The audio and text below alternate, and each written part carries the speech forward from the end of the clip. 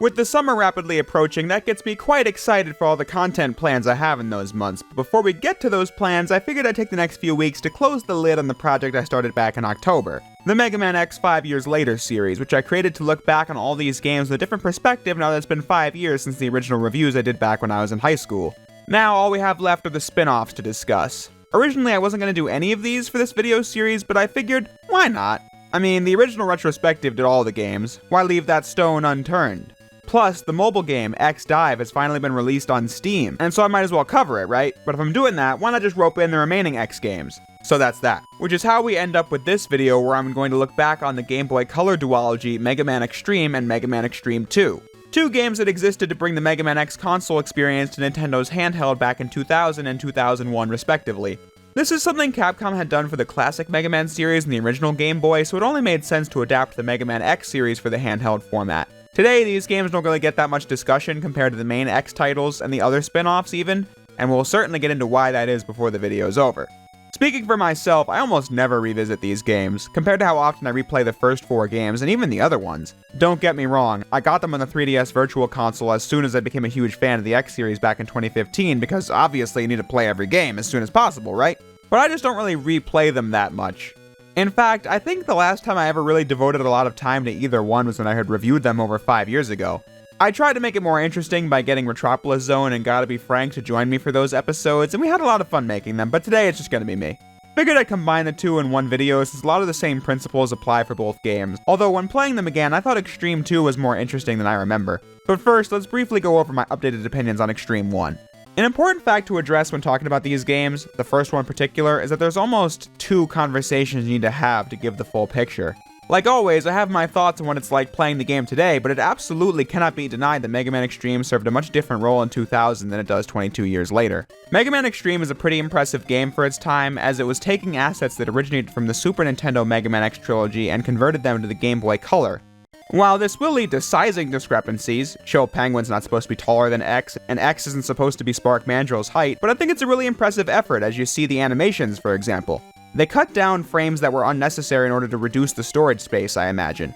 They ease up on memory by not showing X's full armor until you unlock all 4 pieces of it. Things like this take thought and effort when deciding how these 16-bit game elements will transfer to an 8-bit handheld. After reading the segment on this game in the Mega Man X series art book, I now have an appreciation for the character designs in these games. I mean, it's mostly just characters we've seen before, but look at Zane and Gemmel from Xtreme 1, and then Gareth and Berkana from Xtreme 2. These are really elaborate character designs with different pieces and colors and segments, and it came out looking pretty on model in the sprite work. Something the lead artist was concerned about when the final designs for Xtreme 1 were finished. This also goes for the gameplay. Bringing classic Mega Man to the Game Boy isn't a big deal. I mean, Mega Man requires 2 buttons, jump and shoot, something the original Game Boy was very capable of. However, the X series had so many more mechanics like dashing, wall jumping, switching weapons, collecting upgrades, and in Xtreme, it's all there on a console that still only has 2 buttons. The way they went around this was by making the dash something that you did by double tapping the direction you were facing. This was doable in the other games, but the physical dash button was always more comfortable. Something the developers of Xtreme considered by having an option for the start button to dash if you really wanted to have that dedicated dash button. Switching weapons is only doable in the menu by pressing the select button. Otherwise, it handles about as well as you'd expect from a Mega Man X Game Boy game. So that covers the first issue I mentioned before. How does the game function as a recreation of the X series formula when there were no other options to play the series portably? The answer is that it's pretty good. I respect the time and energy it must have taken to do the project, however playing this game again only reminds me of why I don't play the game very often, and that's because of the other issue, how good is the game? My answer to that is simply, Mega Man Xtreme is just okay. It's Mega Man X gameplay which I already like, however for many reasons it's not something I find super enjoyable either. The first reason is a double-edged sword. In the game, you have to find the 4 parts of X's first armor from X1. Thanks to that fact, we got this official art of X's first armor just in the X4 art style, so that's cool. But as I was saying, Xtreme 1 gives the players the dash at default so you can speed through the intro stage with reckless abandon. But you still unlock the foot parts in Chill Penguin stage. So what does it do if not the dash? The air dash? No, instead they decided to make the foot parts kick you off of walls when jumping on them. This was a mechanic in the previous games if you held down the dash button while climbing walls, but now it's a core mechanic and this just gets in the way of the gameplay with these really small rooms due to the minuscule screen size. And this is liable to get you hit more than anything else. When on paper, I think it's a clever workaround of the dash being available at default. Maybe if you did it by holding start while jumping off the wall, it would be fine, but as is, it got kind of annoying. The other thing I don't like is the way this game is structured. In terms of levels, each of the stages are brought back from Mega Man X1 and Mega Man X2. The justification being that the game takes place between X2 and X3 as the world's mother computer has been hacked, causing the data of X's previously defeated enemies to return, making it so that X has to go into cyberspace and defeat them again. In normal mode, you face off against Chill Penguin, Spark Mandrill, and Storm Eagle from X1 and then Flame Stag from X2. Once you defeat them, you replay the first castle stage from X1 and then the third castle stage from X2, only with the boss from the second stage at the end. In this level, you can also get the Hadouken and the Shoryuken from the spot you got the ladder in X2. Only to get there, you have to actually navigate on this platform, when in the original X2 you could just bypass it with well-timed jumps, so that's finicky, but doable. Then you fight Sigma and beat the game, only to be told that there's a hard mode with 4 more stages: Wheel Gator, Magna Centipede, and Morph Moth from X2, and Armored Armadillo from X1. You beat these 4, then you play the same castle levels again, and then you unlock Extreme Mode with all 8 bosses active at once. This is the most fun way to play the game, as you get the most freedom with the boss order and get to see all the content in one playthrough, but you have to beat Hard Mode to get that, which requires a run of Normal Mode to unlock that. I just think the game is a bit padded, as playing the same fortress levels 3 times gets old. Hard Mode's also kind of boring to play, as you can load your Normal Mode save file into Hard Mode and just play it with all your equipment from Normal Mode, so the extra challenge isn't even that challenging under this circumstance, especially at the end of the game. Sigma is way harder on normal mode because you don't have his weakness, Rolling Shield, but on hard mode you do, so he's a bit of a pushover. Whether I play this game on normal and hard to get the full experience, or just use hacks to unlock extreme mode from the start to open the game up as much as possible, I think the conclusion remains the same. Mega Man Xtreme in 2022 is pretty harmless, but it offers nothing to players today. This is what I said about it back in 2016, but it's even more true today than it was then. The levels are almost entirely lifted from the original X1 and X2 stages, shot for shot. Again, in 2000, that's pretty cool for a Game Boy Color game, but today it leaves you with little reason to ever consider playing it. In 2016, I said that the game was novel, but with its only accessible port being on 3DS, a console that also had the SNES X trilogy, why pick this over them? What makes this more true than ever now is that handheld gaming from the start was about trying to get as close to the console experience as possible. Now we have the Nintendo Switch, and it literally is a console that is portable, one that houses all 8 mainline Mega Man X games via the X Legacy Collection. I would have liked to see an X Legacy Collection 3 to house the 4 spin-off games, but they didn't do it like that, and so now you'd have to go out of your way to try this game as a fan of the series, and there's just almost no reason to do so because it offers no new content. The game's reuse of existing content is what makes it an impressive game for its time, but that's also the reason why you never play it now. Tech will inevitably age, but I still play plenty of old games because that's just up to the game to still be fun, which countless retro titles are. Which serves as a natural segue into Mega Man Xtreme 2, which was released on the Game Boy Color in 2001. I still don't get why Capcom would release Mega Man games on obsolete hardware. I mean, this game came out after the Game Boy Advance dropped. Xtreme 2 dropped in Europe in 2002, the same year Mega Man Zero released on the Game Boy Advance worldwide, really making this game extra redundant. But after playing it again, I was pleasantly surprised with Xtreme 2. I kinda remember both games as being in the same boat of unoriginality, killing the viability of playing it in 2022, however this game was much more ambitious than its predecessor.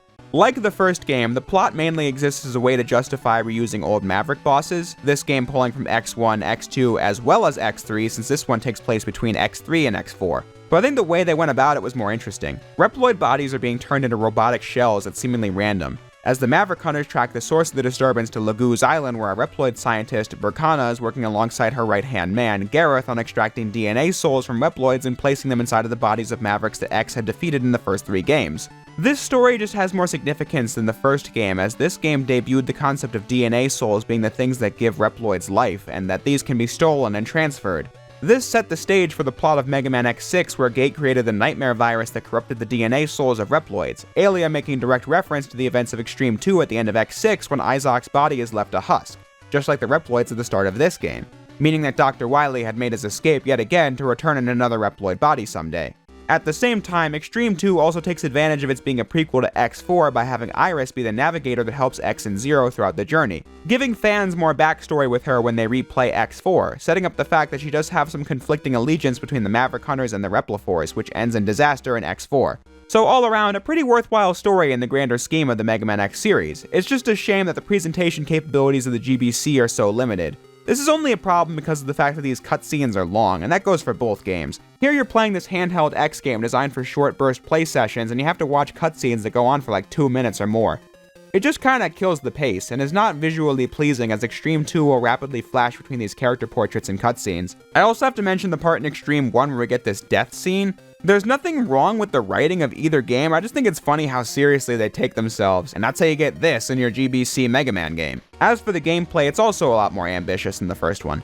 For X, it's largely the same, however the long jump is not in the game at all, which is a huge plus. What they do with the foot parts of the armor instead is give it the same ability as X3, where you dash horizontally and vertically, which became my go-to for picking up speed as the game has no dash button as you instead use it to switch weapons and later switch characters. Zero is playable in Xtreme 2 and they gave him his 3/ combo gameplay from X4 and I must say, job well done. This is a good replication of that style, even down to the moves from the bosses being something you can integrate into your combat like the PS1 X titles. Only issue I could bring up is that the hitbox on Zero's saber is much smaller than it was on PlayStation, but overall I like it. I think it worked out well. The game just stands on its own 2 feet much more than Xtreme 1. Like I said a few seconds ago, this is the first game to have the fully functioning character swap that will become a mainstay in X7 and X8. So that's the first example of this game bringing new ideas to the table. The next is the shop system. This game came out after X5 with its extremely convoluted system of parts and upgrades that once understood could make the game more fun, but Xtreme 2 just skips the tedium entirely. In this game, enemies drop souls you can grab that gives you currency to spend in the shop, and they also refill your health, which is very appreciated. The first game had a terrible item drop rate. At the shop, you'll buy things like the Saber Plus or the Buster Plus for 0 and X respectively, and then you will utterly tear through the game. X's fully powered Buster Shots in Xtreme 2 might be one of the most powerful weapons I've ever seen in a Mega Man game. Just look at the boss rush.